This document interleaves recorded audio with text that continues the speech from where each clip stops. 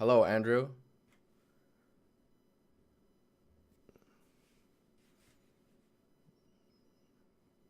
All right, let me know if the music volume's a little. I bet that's a little too loud for the compared to my voice.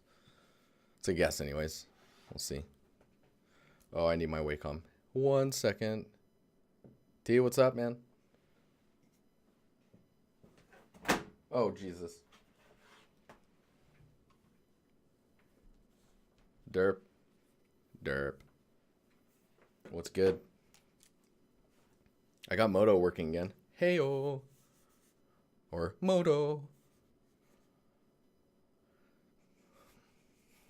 Also, my DiNusty logo thing, you'll see it behind me, is it's stuck on a color, and I think it's because my remote is not.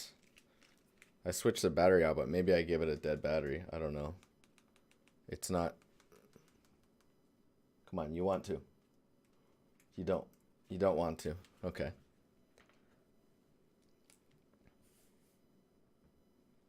Moto stopped being a no-go. I mean, I still like Moto more than Blender just because I'm fast in it. I'm fast in it. Okay, let's get started, huh?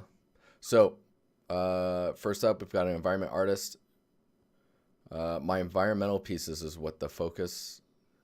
They are focused, or they're interested in me focusing on. Substance, grass, gen, ravine, whatever that means. So this is a portfolio. Bram Z.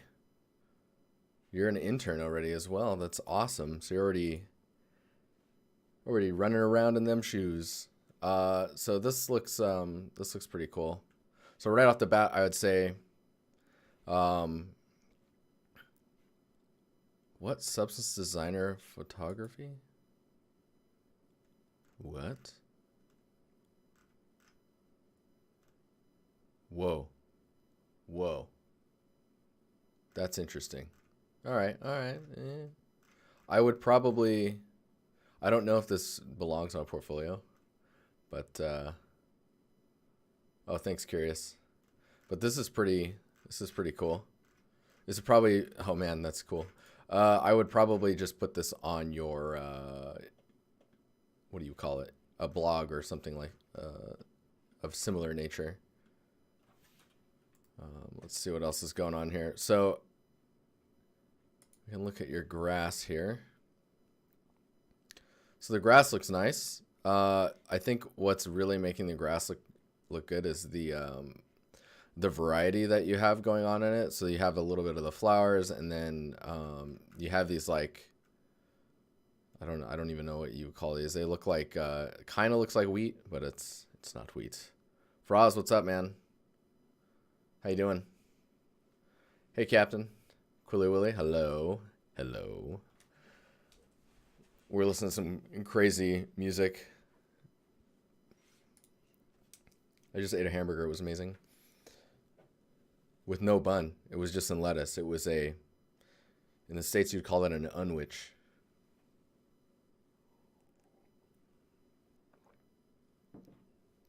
So, variety in the grass is good. It looks, I don't know if this is shadows or if this is the grass having some breakup, but that's really nice as well.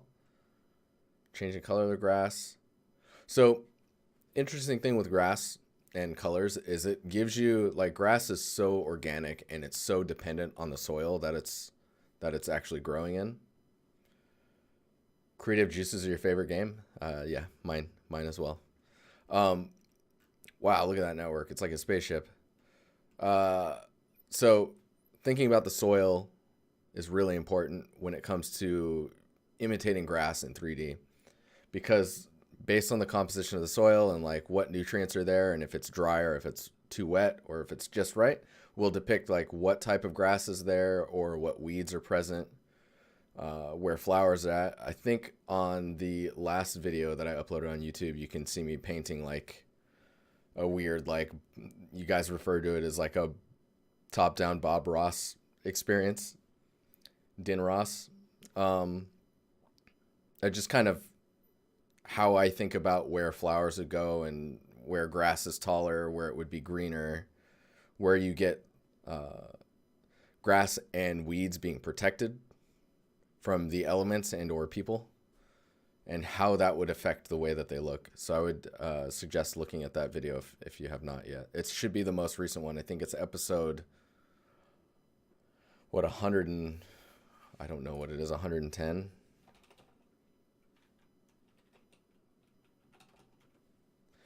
Anywho, the grass looks pretty good. The variety is nice. It's not like, it doesn't look too tiley. See, having these little like subtle bends and creases instead of it being smooth and flowy is how you are getting that much more organic, realistic look. Let's see what else we got going on here. Javier, what's up, man? This beach material looks pretty cool. Oh, that's interesting. There's like it's like wet, like not moss, like seaweed type stuff that's kind of melted around things, and yeah, that's cool. I'm trying to find the oh, maybe I haven't posted it yet. Yeah, I haven't posted it yet. It's a Discord critique. I think that's why. That'll probably get posted tonight. But yeah, in general, I mean, it looks like you have a pretty good grasp on the stuff. I think when it comes down to like expanding on your materials, it's thinking about how to separate each of the elements out. Hashim, what's up? Coyote, hello. Hey, Rick. Ricky, hello. Separating out your materials and paying attention to how your roughness is depicting each of the materials, because like what is making PBR so sensual? What is making PBR so sensual? What is making PBR look so nice in games, and when we try and go for that more realistic look, is the variety that we're getting in our roughness values now. Like, you used to have to fake metals with horrible colored specular maps, and now you can get a lot of the detail just in the roughness alone.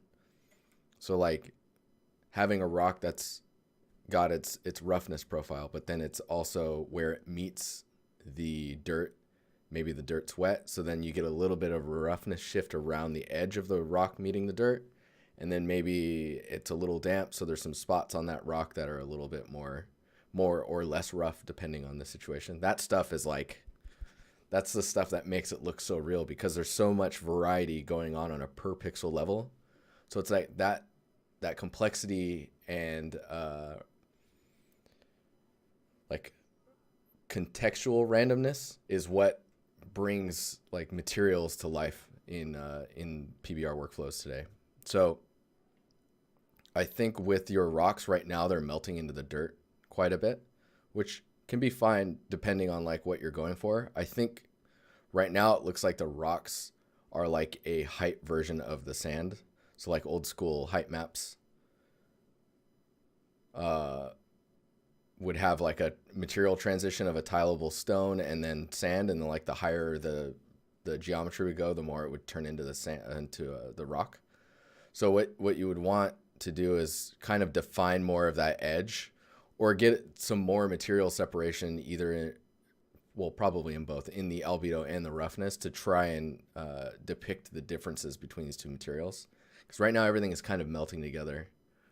I guess if this is underwater more, maybe it would. Because I think if it was underwater, this would be more acceptable, just how soft everything is.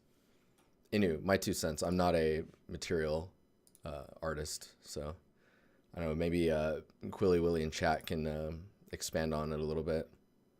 This, though, you've got some strong compositional understanding, sir.